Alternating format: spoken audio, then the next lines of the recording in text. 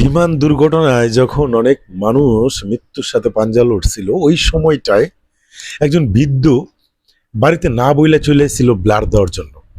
এই ভিডিওটা আপনারা দেখছেন কিনা জানি না, আপনাদের সাথে শেয়ার করলাম। আমি ছেলেদেরকে দিতে পারবো না রক্ত।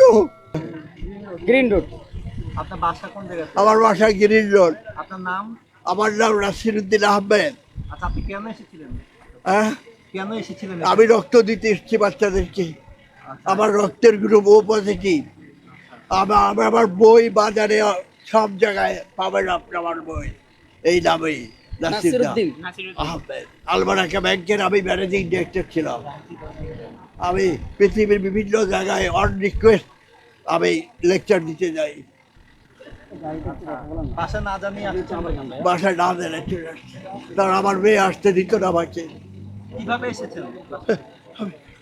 কিভাবে এসেছেন? আমি তো চুপচাপ নিতে যাবো এই বলে চলে আসছি।